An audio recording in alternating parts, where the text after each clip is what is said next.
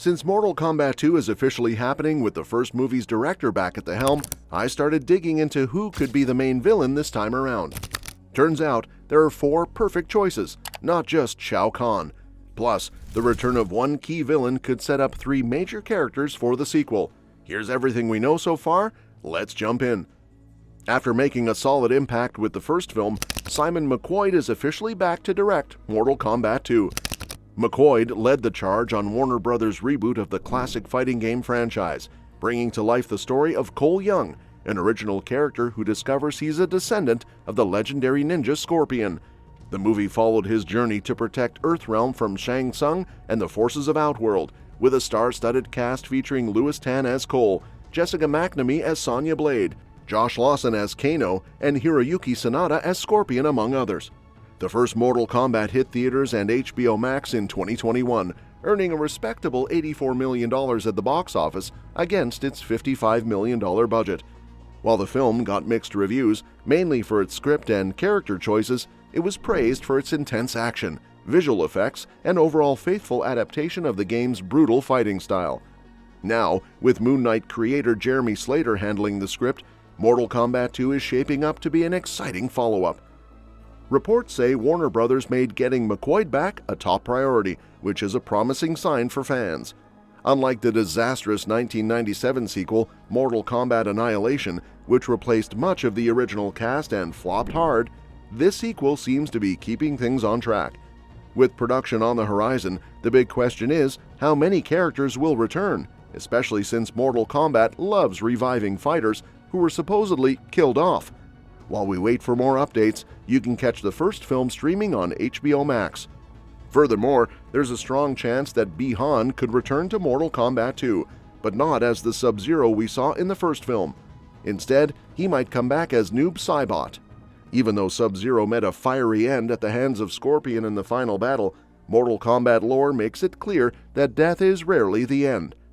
In the games, Bi-Han was killed by Scorpion, only to be resurrected as the shadowy Noob Saibot.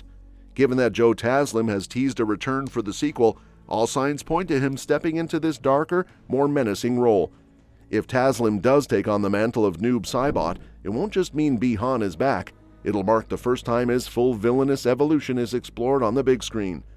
In most Mortal Kombat adaptations, Sub-Zero is rarely the final boss, but his transformation into Noob Saibot could elevate him into one of the franchise's main villains. This also opens the door for another major event, a rematch between Scorpion and Bi-Han, only this time, Bi-Han would be fighting as Noob Saibot. The first film began and ended with the legendary rivalry between Scorpion and Sub-Zero, with their first battle taking place in feudal Japan, when Hanzo Hasashi was still alive. Later, Hanzo returns as Scorpion for the final fight, teaming up with Cole Young to take down Bi-Han. With Bi-Han's return seemingly inevitable, Scorpion making another appearance feels like a given, and if he does, a third showdown between them and Mortal Kombat 2 could be one of the film's biggest highlights. But that's not all. The return of Bi-Han also paves the way for another fan-favorite character to step in. Enter Kuai Liang, the second Sub-Zero. In Mortal Kombat lore, Bi-Han's younger brother takes on the Sub-Zero mantle after his death, but unlike Bi-Han, Kuai Liang is a defender of Earthrealm. If Mortal Kombat 2 follows this storyline, we could see Kuai Liang stepping up as the new Sub-Zero while his brother embraces his darker identity as Noob Saibot. This would add an entirely new layer to the story, creating an interesting dynamic where Earthrealm's warriors may be hesitant to trust Kuai Liang, given their brutal history with Bi-Han. This mistrust could play right into Noob Saibot's hands, fueling even more tension in the sequel. And if Mortal Kombat 2 builds toward an epic final battle, we could see Kuai Liang teaming up with Cole Young or Scorpion to take down his own brother. With Bi-Han's return setting up both Noob Saibot and a new Sub-Zero, the sequel has a massive opportunity to expand Mortal Kombat's lore in a way that fans have never seen on the big screen before. Perhaps Mortal Kombat's most famous villain, Shang Tsung, had a significant role both in 1995 Mortal Kombat and the 2021 reboot. The difference is that whereas Liu Kang killed Shang Tsung in the 1995 movie, Shang Tsung survived at the end of the 2021 Mortal Kombat reboot. Unlike previous iterations, Shang Tsung in Mortal Kombat was not interested in following the rules of the tournaments set by the Elder Gods. Instead, as soon as Shang Tsung found out that Raiden was putting together a roster of Earthrealm champions, the Soul Eater villain decided to send his own champions to destroy Raiden's before the tournament even began. The fact that Shang Tsung was willing to break the rules of Mortal Kombat so easily was deemed a Mortal Kombat plot hole, but it can set up Shang Tsung's role in Mortal Kombat 2. Now that Raiden is aware of how far Shang Tsung can go, the Thunder God could perhaps make a plea to the Elder Gods regarding Shang Tsung's actions. Though that would be dangerously similar to the plot of Mortal Kombat Annihilation, it would help introduce the Elder Gods and their roles in the Mortal Kombat universe.